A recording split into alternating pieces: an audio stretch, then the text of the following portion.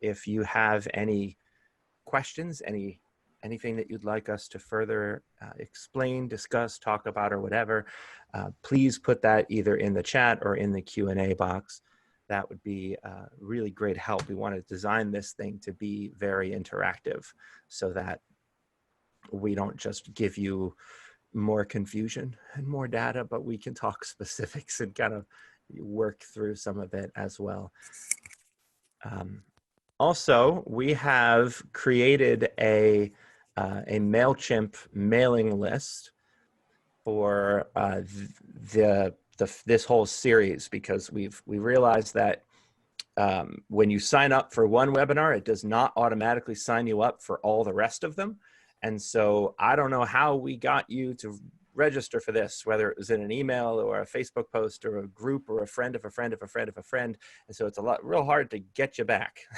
And we can't just send you an email after the fact. So if you are interested in getting the registration links for future webinars and getting the links to the videos, the recorded videos of these when they're up and in a central place, then make sure you click on that link that Ruth just put in the chat window and sign up on there. Okay, this is very exciting. We have some folks from Canada joining us.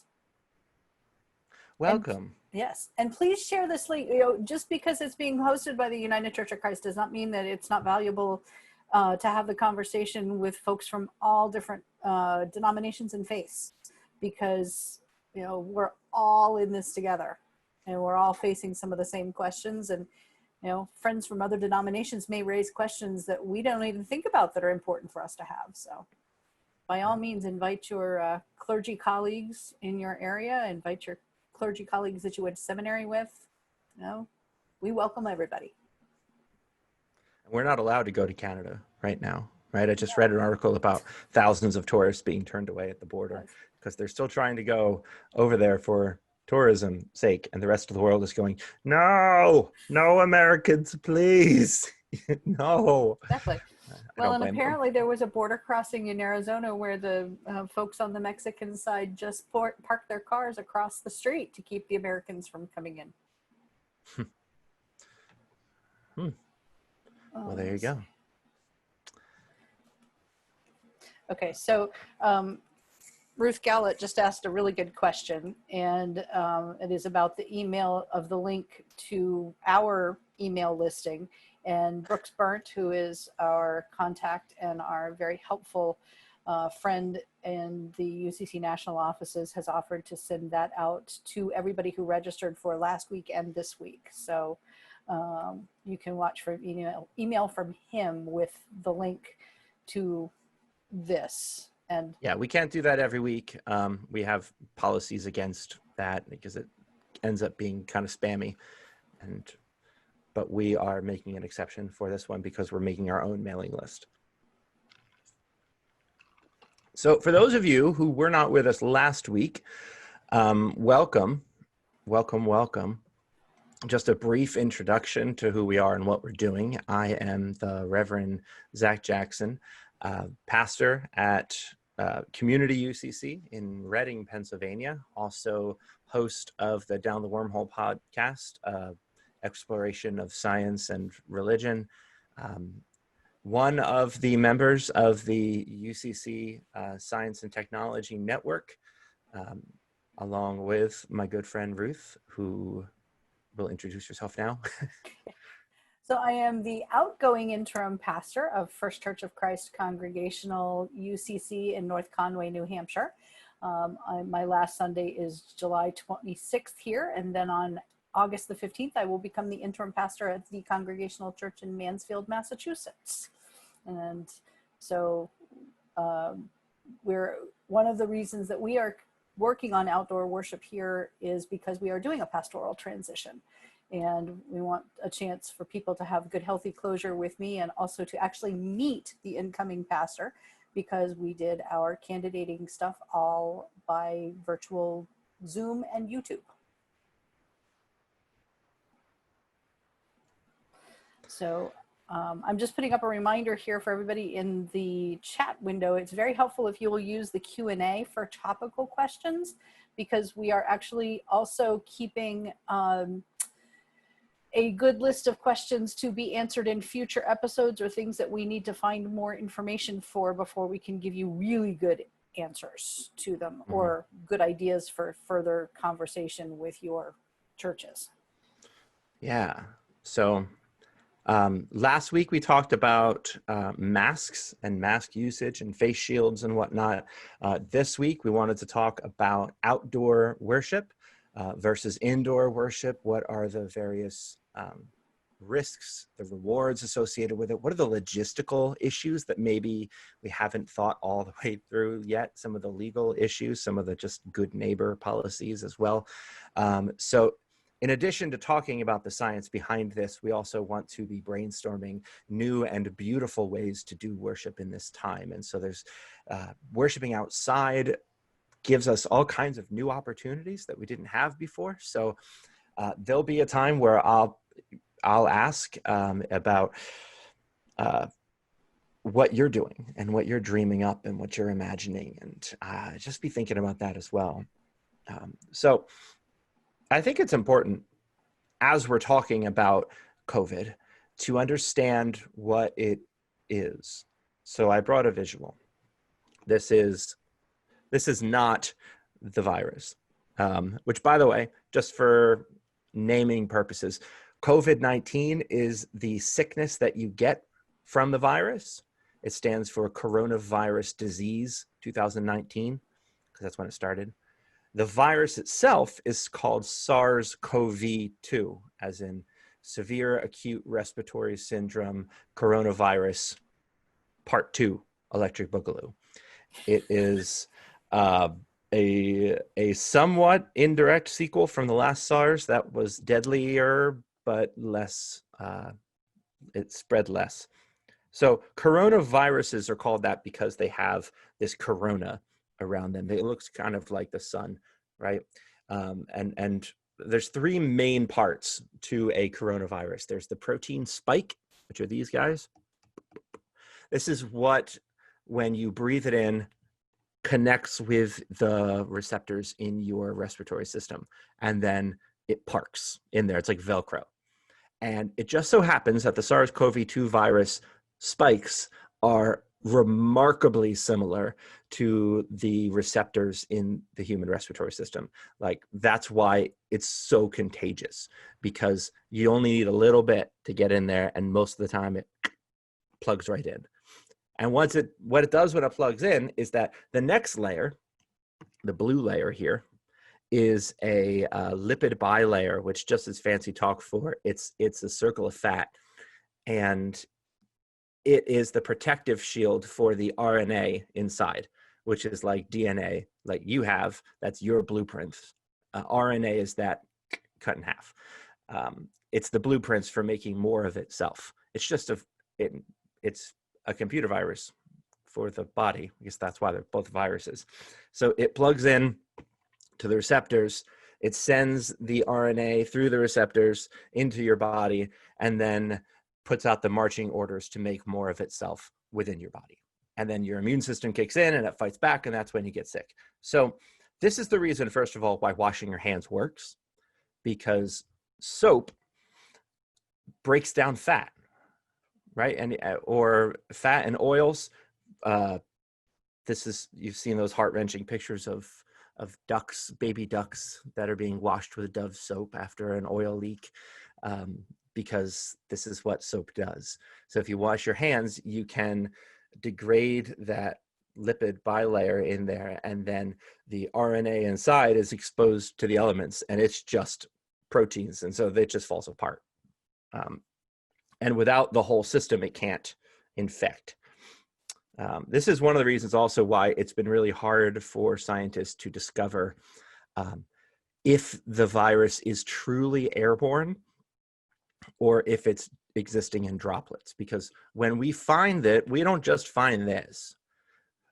It doesn't just come out of you like this. It comes out of you in clumps inside of like mucus that you spit or you talk, and that comes out and lands in places. or it comes out in itty bitty droplets that are smaller than dust and that can float around in the air. And so scientists will go into a room and they'll take swabs around the place and they'll find the RNA, but it's hard to tell if the entire protein's intact, or if it's just where the virus was, you know. So we'll get into that a lot more next month. We've got the head of the task force for the American Society of Heating and Cooling Engineers. I forget the acronym for them. Their head of their task force is coming to talk to us about HVAC systems and the ways that viruses travel through the air and through those systems. So that's August 10th, by the way. That's going to be a very informative time. So I bring this up because one of the things we've heard a lot about is that when you're outside, the virus can't survive for very long.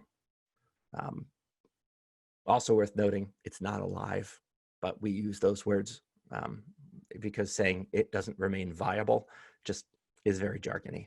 So it doesn't survive in direct sunlight for very long, perhaps just a few minutes at most under direct sunlight.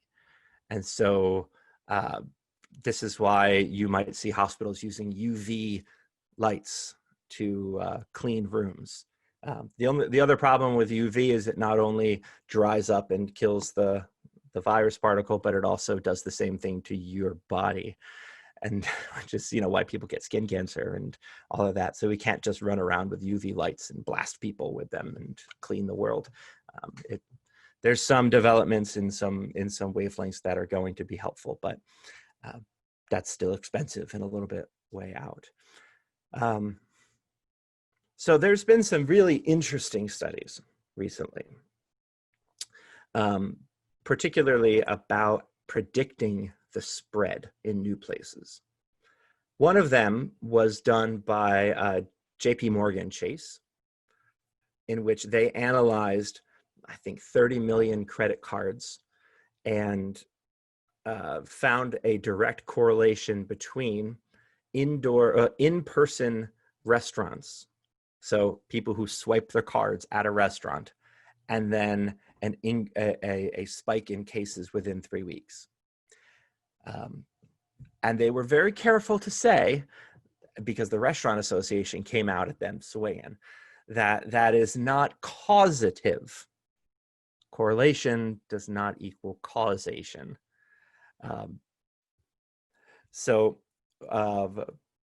What they said is it could be that people are getting the virus in restaurants because it's closed spaces without masks, or it could be that people go to restaurants, and when people go to restaurants in large numbers, that's a signal that that everything is being more relaxed and people are being less careful. And so they're not quick to say that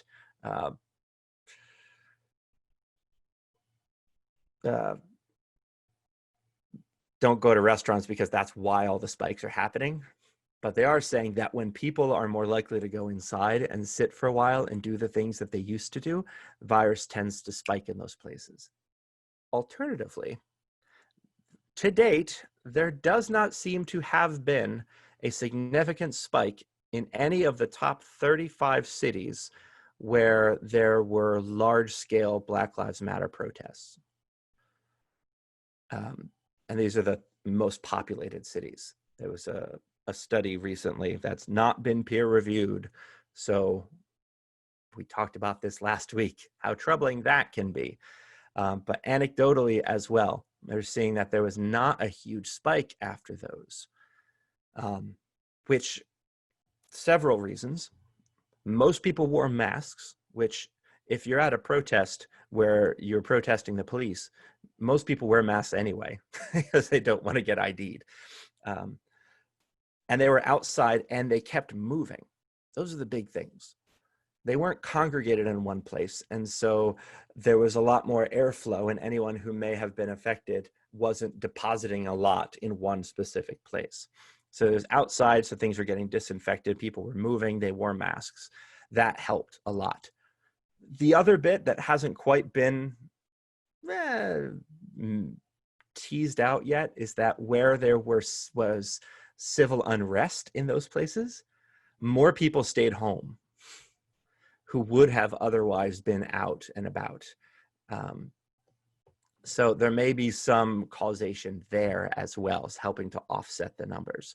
So we don't know exactly if the protests were totally safe or if there was an offset in numbers because more people stayed at home than would have otherwise. More work needs to be done on that as well. So when people say, wow, we weren't allowed to, people were really upset when they were protesting about stay-at-home orders. All the health officials were all up in arms about that. But then when there was marching in the streets, then people were totally fine with that. The double standard and the politicization of public health and science. You can point them towards that direction, that there has not really been a big spike. And it seems that movement and mask wearing were a big part of that.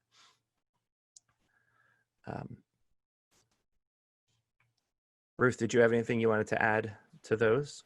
Well, other than that, the lack of spike from any of the protests, I mean, really and truly, there's no direct evidence that the protests the protests themselves about opening up were part of any spikes. Those spikes occurred later after things did open up.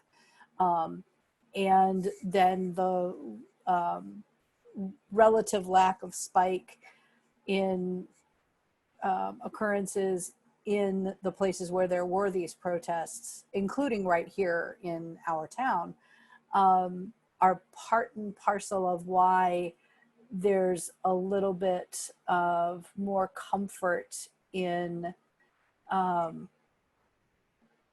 gathering together outside for worship. That was part of our conversation about making that decision. So do we want to talk now about some of the decision making that goes into when you come back to worship and how and where? Absolutely. All right. So we have to be cognizant about the various surfaces, both indoors and outdoors. Some are better vectors for the virus than others. In general, because you're not going to remember all of the various hours and days of every single type of thing that you come in contact with.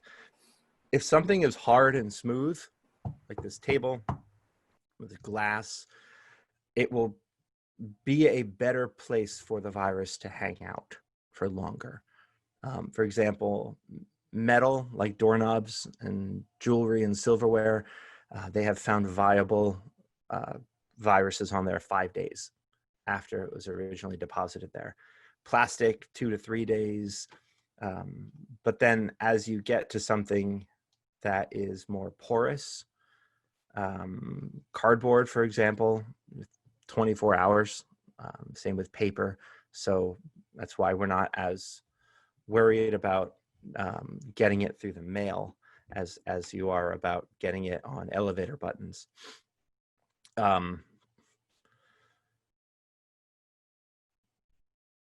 It doesn't seem to be very transmissible through water or food. So when we're thinking about public pools, the issue of getting it is not from being in the water as much as it is being in the water with people who are like breathing deeply and wiping their nose and all that stuff. It doesn't seem to live for very long on fabrics. We haven't done a lot of studies on that. So I would err on the side of a couple of days is what I've read. I probably feel most comfortable with 2 days or so. So for like your mask, your clothing, your shoes, your things like that. And all of that, of course, goes down significantly when you're outside. So if you're outdoors and you have chairs or I don't even know what you would be using outside. Just know that the amount of time that you have to be worried about that space goes down significantly. You know, for example, one of our plans when we reopen our sanctuary is that we're going to do a deep clean of the sanctuary midway through the week, not on Sunday afternoon right away. Because we want to give it time to like most of the viral particles to kind of go away on their own before we come in and do the clean. So mostly what we're thinking about when we're thinking about outdoor worship is going to be what can we do that is the same as what we used to do before. So I know there's a lot of questions about wearing masks, about singing, chanting, and all of those. I will say that we're not entirely sure how far the virus can travel in the air. There's two reasons for that. Well, we haven't studied it for very long, but there's also not a total agreement on how much of the virus a person needs in order to become infected. So one particle, one virus is not going to make you sick. Your body's just going to, you'll be fine. You need a certain viral load. And so there's still some disagreement as to whether or not the kind that once it's dispersed in the air, if it has enough concentration to actually harm people. We don't have good studies on that yet. That is a problem that is more focused on indoors, because when you're outdoors, you have the benefit of air, of moving, living air, of a breeze that can carry it. One of the things that people were initially scared about with being outside is that if you imagine, like, I cough, and then the wind comes, and that wind can pick up those particles and can send them to the other side and undo all of my social distancing, right? That was our big concern at first. But the more we have knocked over my mic, that's the wind or my coughing. The more we have studied and learned about this, the more it seems that what happens more is that the wind disperses the particles, makes them farther apart, and actually helps to decrease risk as opposed to increasing risk because it's spreading it farther. So that's wonderful. Still, a report from the CDC said that aerosols out of your mouth can travel at least 13 feet, which are regularly emitted by breathing and speaking, and definitely by singing more than almost anything. California health officials have said that a sneeze can send a droplet of the coronavirus up to 26 feet through the air. Coughing can spread droplets 6 feet. Breathing can expel droplets 4.5 feet. And talking can release thousands of fluid droplets per second that can remain suspended in the air for 8 to 14 minutes, according to an experiment done in the proceedings of the National Academy of Sciences. And all of that makes indoor worship a lot more risky. Most of that is negated outside. That being said, yeah, but, and usually when somebody says but, they're about to undo everything they just said. Would you like me to undo it instead of you? You know, somebody really helpfully explained it to me that in all the things that we're trying to do here in reopening and redoing the things that we've done before, we're playing Russian roulette, and we get to decide how many bullets to put in. And it depends on if, and I think as faith leaders, it's not quite Russian roulette. It kind of feels more like we're pointing it at other people more so than ourselves, you know. And if I tell you that singing is less dangerous outside than it is inside. You know, and I say that's the difference between one bullet in the chamber and two bullets in the chamber. Would that make you feel more likely to want to play the game or not? You have to weigh the risks and rewards. Is this risky behavior that's less risky than a riskier behavior worth the outcome? Which you are going to have to make that decision based partially on your local cases, your particular situation, how far people are away from each other, if the sun is shining, the wind is blowing. Like, there's 1,000 different things you need to take into consideration if you want to be 100% confident. So Ruth, undo everything else I said.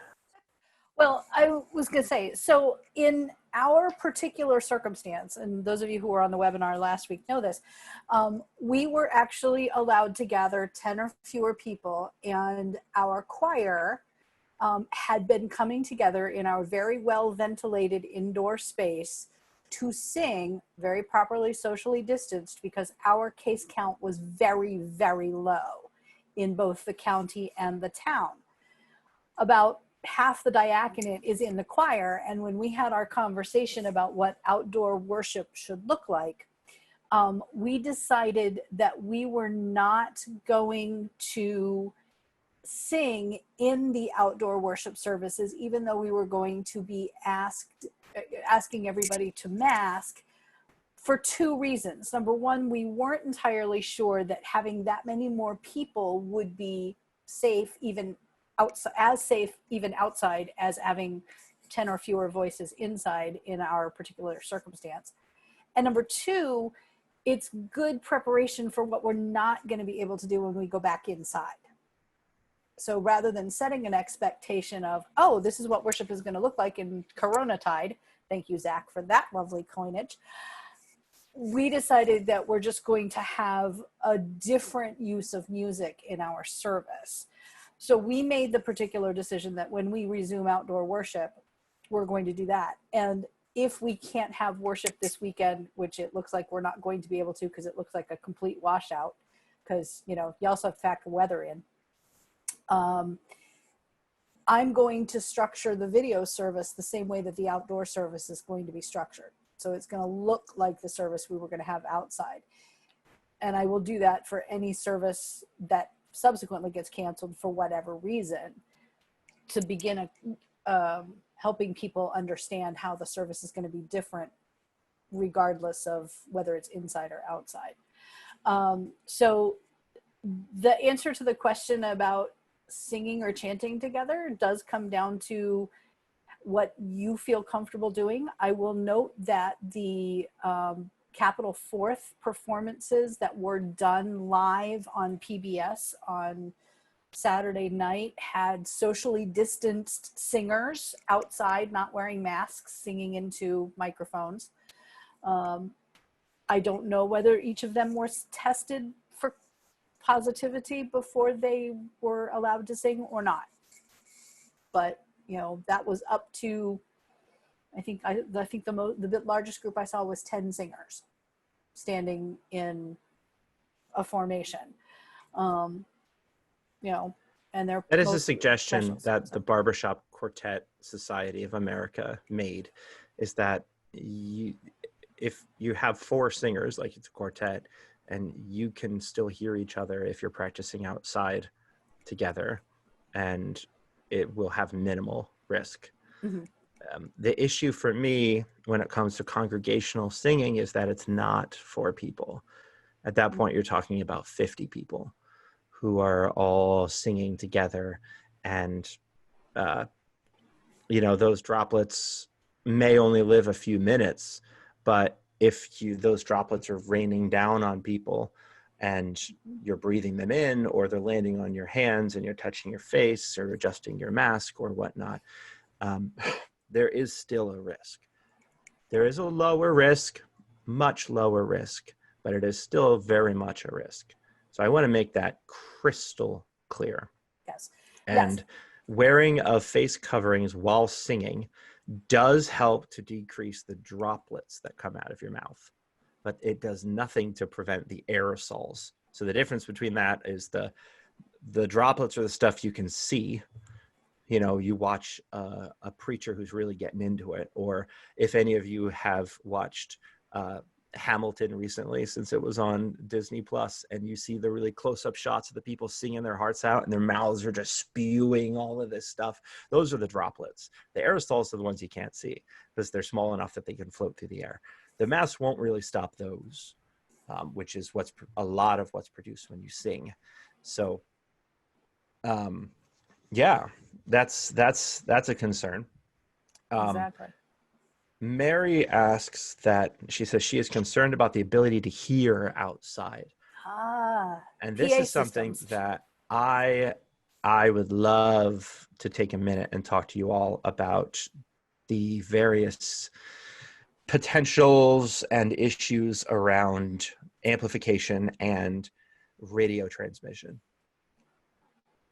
Is that okay, Ruth? Absolutely, because Okay. that was the next place I was going. So yeah. All right. So I'll start by saying my neighbors at the church, that we have two neighbors at the church who don't like us very much because they don't like being woken up on Sunday mornings by all the traffic, and they just always find something to complain about our church. They complained that our tree was shedding leaves and the leaves are ending up in their yard. So I am imagining, just personally, the thought of putting up giant PA speakers on a Sunday morning and blasting my voice and our organists and all of that into the parking lot is going to get the police called on us. And that's my situation. You may have a much better relationship with your neighbors, or you may not have a whole lot of neighbors. That's something you need to keep in mind. If you're going to do a parking lot worship service or something like that, make sure that you let your neighbors know that it's happening, and maybe even just ask them if they're okay with that, because that's really the best way you're gonna do this, is to have big old speakers. The company JBL as in Jackson Brown Lieutenant, makes some excellent speakers that the Eon series, EON. If you just get like last year's model or the year before's model, which is what we did, you get them much cheaper, and they are built for this kind of rugged gig work where you bring them places and you take them down, you bring them, you take them down. You just need one or two and you're booming and ready to go. That is a great setup if you can manage that, because then you don't have to yell and you don't have to be spreading stuff out, and you can just have a microphone and talk normally.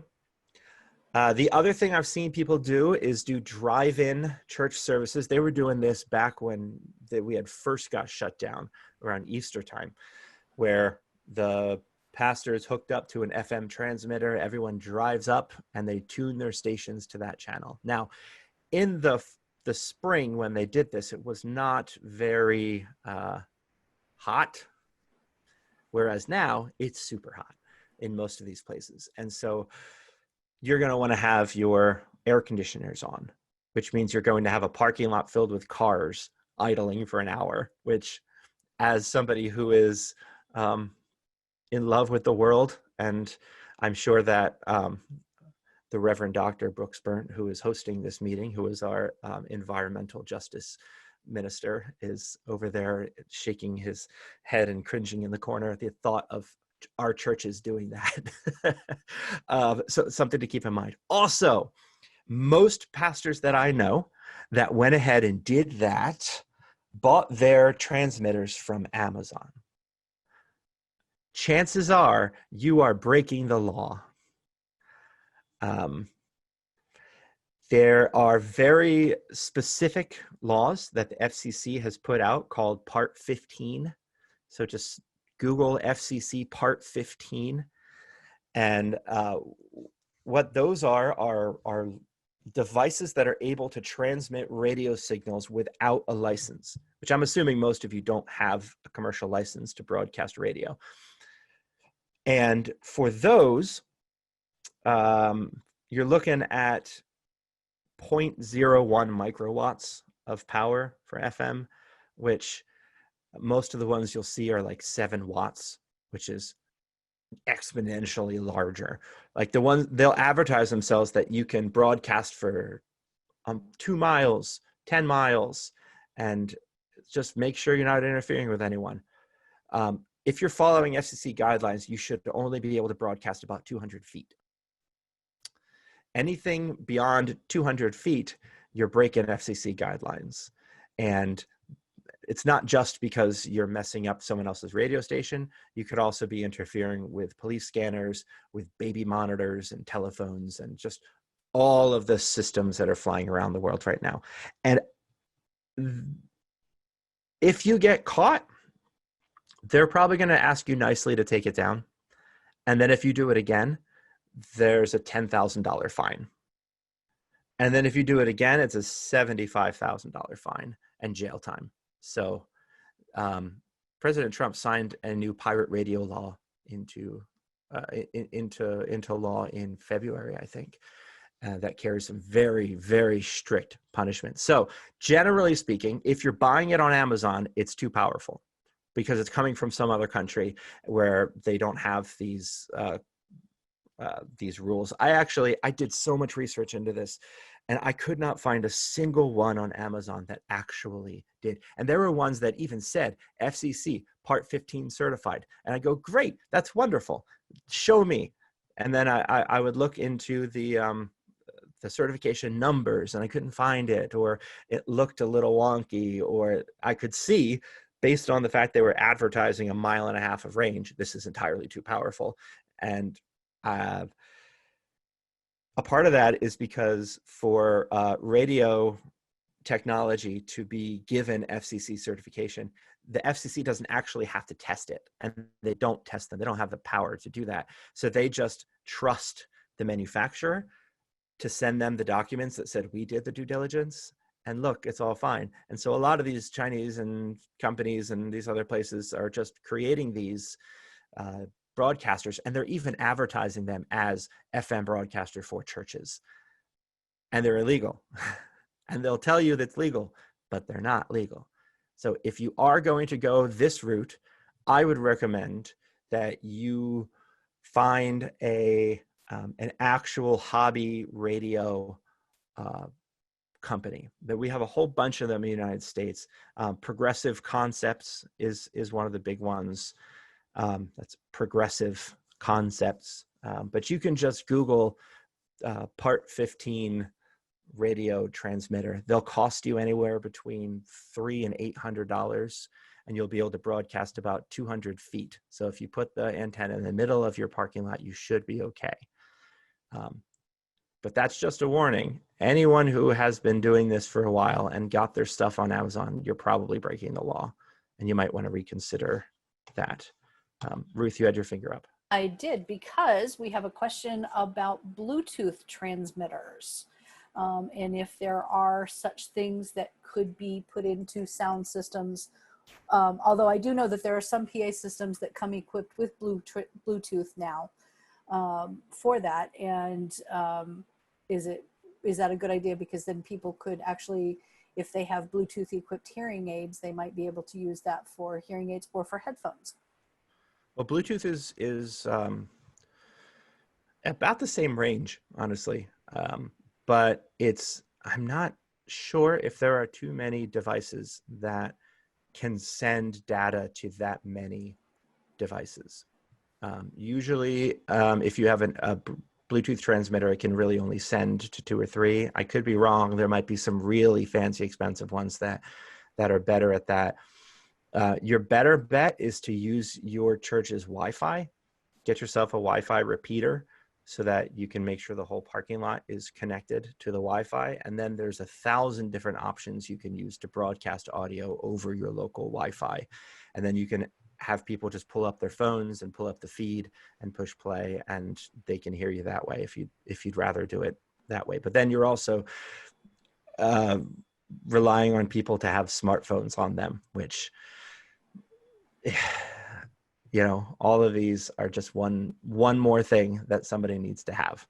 And you're also at that point relying on having strong enough Wi-Fi in your building to be able to cover enough folks to do that, which is unfortunately not the case here in North Conway. We did actually purchase a PA system for outdoor use. It was something on our wish list anyway for some of the other activities that we had planned before pandemic hit. And we know that it's going to be useful for the future. So that might also be something to consider for that.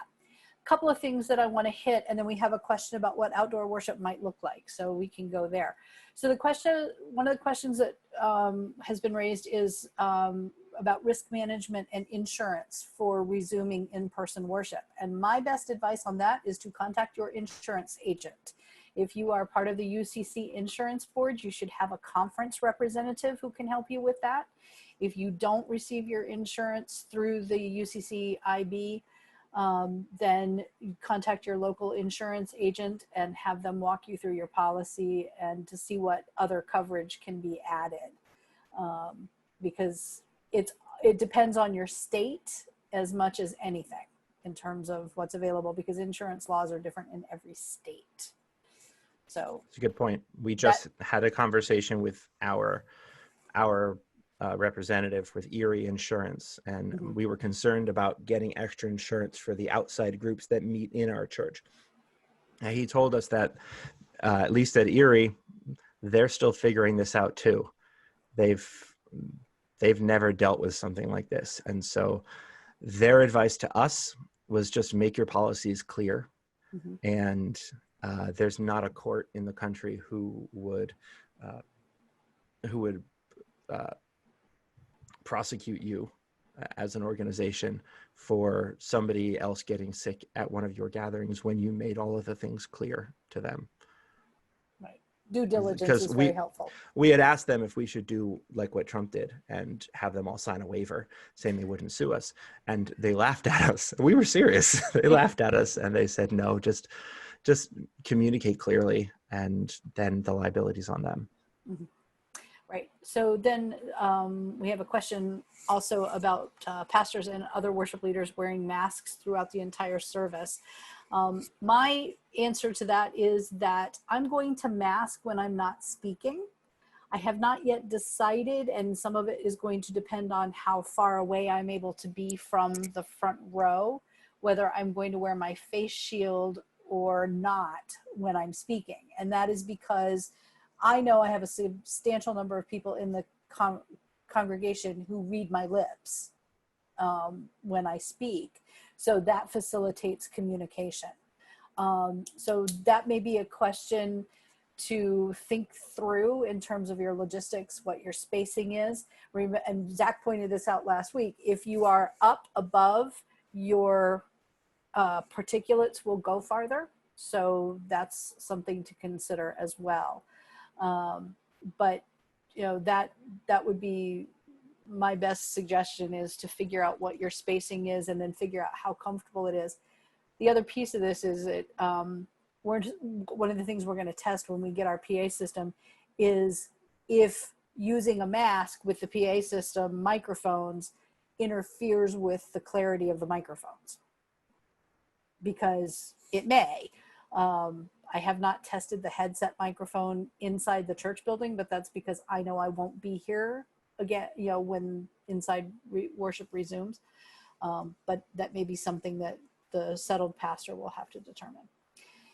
And then there's one other question here. This is about my home church, actually.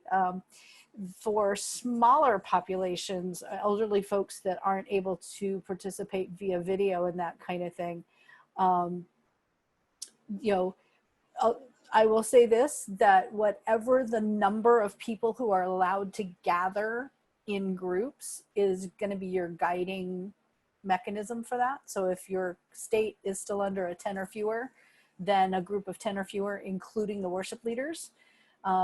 socially distanced in a space may be safe. Again, you have to factor all of the different things in: the case count, the comfort level of people, the ventilation, that kind of thing. But yes, designing the service so that there's less risky behavior would be good.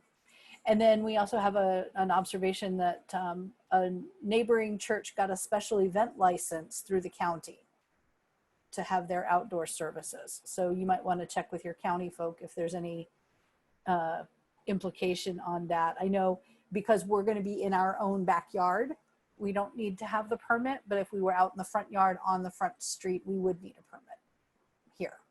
So that's something to consider. And then we have the question about what might a worship service look like without singing, and how to have responsive pieces in that. I'm super excited about what we're doing. What are you doing? By the way, I'm buying drums for every member of my church. Forgot about that. Not like drum sets or snare drums, but you can get these fairly cheap, these frame drums that are just, a ring of wood with a drum head on it. The cheaper ones are, probably plastic, as opposed to the goat skin you might have seen when Miriam and her fellow prophetesses are playing the drums after crossing the Red Sea. All over the Hebrew scriptures, by the way, this sort of drum, so you can so easily weave it into worship and whatnot. But that's what we're going to do. Instead of having responsive reading, I'm going to say something like, "Lord, hear our cries," and then we'll pound on the drum together at the same time. And everyone then brings their drum home with them and brings it back with them, so it's theirs, and they can decorate it as they want, or they can go big and buy their own, and we'll get egg shakers for kids. Because once you take away the singing and the congregational response, then they're just receiving. They're not doing anything. There's no embodied nature of worship at that point, and that's devastating to me. So I'm real excited about the percussion. I'm a drummer too, and so I'm a big nerd with that. You had talked about encouraging people to dance. Yes. Right before we started this. Yes, I actually, one of the things I was doing this morning and this afternoon before we got on the webinar was writing up the protocols for our outside worship. And in it, I said, there will not be singing, but there will be music. And if you are inspired to move to the music, do so. And if you want to get up and dance, get up and dance. Just, follow the leading of the Holy Spirit and stay 6 feet away from other people. Yeah. And speaking of posting policies, the question was asked, do you recommend posting policies in writing at entrances? And the answer is absolutely yes. The more informative you can be for people, the better off you will be. So we're going to post our outdoor worship guidelines on our website. We're going to have big printed copies on the biggest paper that we have in the copier, which thankfully is 11 by 18. No, 11 by 17, sorry.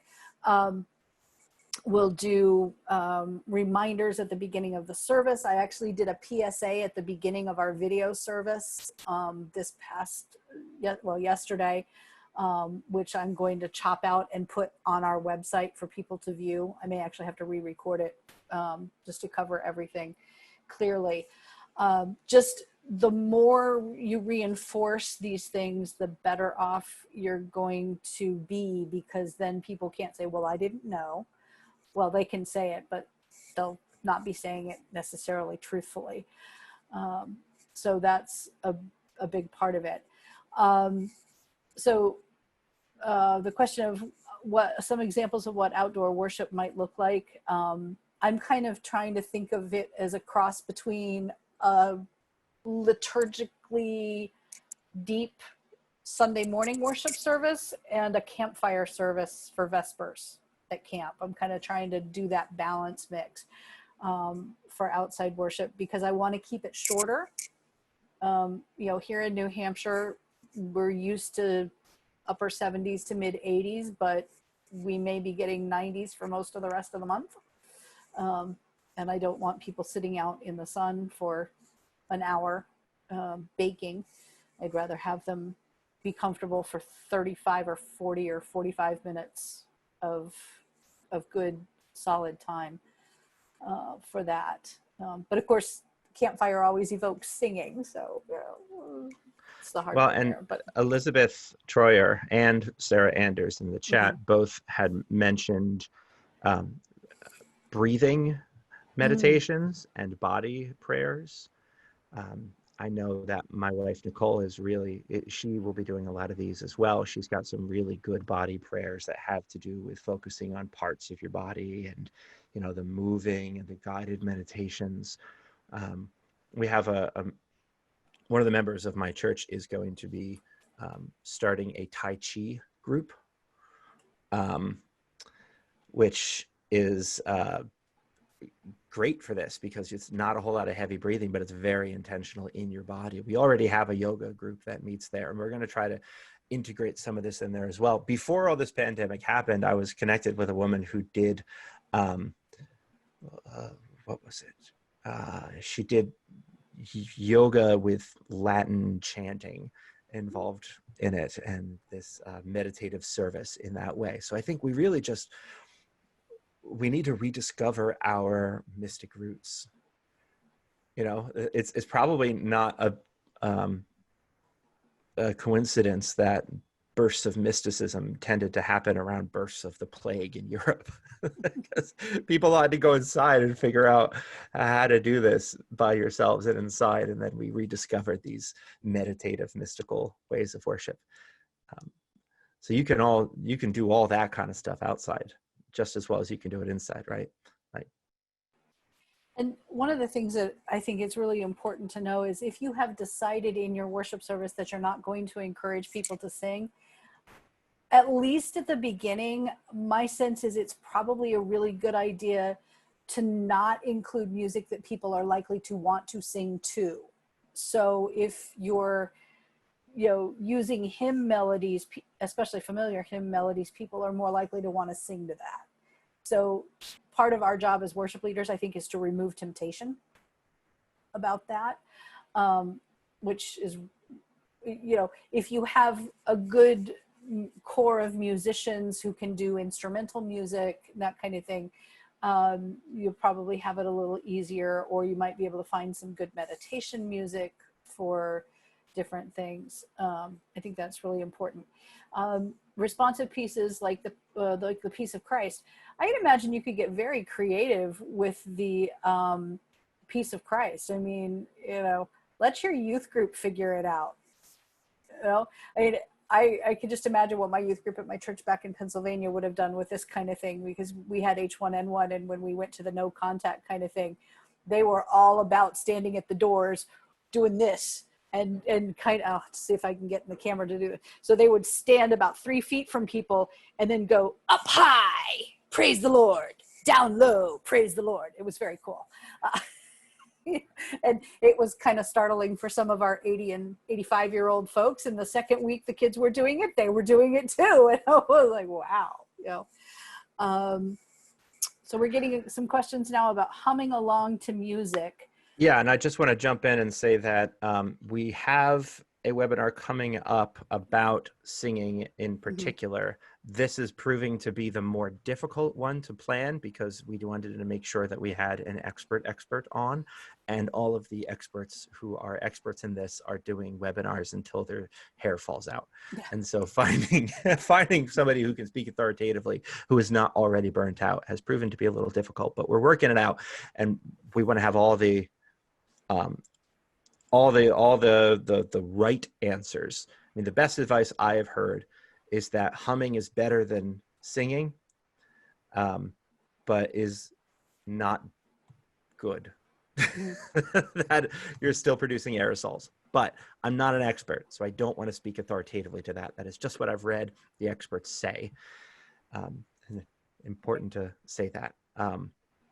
And well, and I think too, you know, some of this you might be able to judge for yourself. If you put a mask on and walk through any service that you plan, find out how wet your mask is at the end of it. You know, because that will tell you both how much you're breathing and how much you might be putting out that you don't know about, because those aerosols will actually make the mask wet on their way through. And so, you know, if you're thinking about humming and that kind of thing, and you could even do an experiment.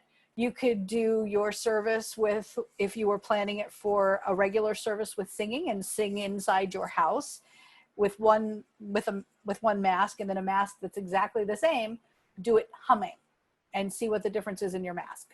You know, I don't know whether there'll be a statistically noticeable difference or not. If there's not, that tells you a lot about humming, you know, versus singing.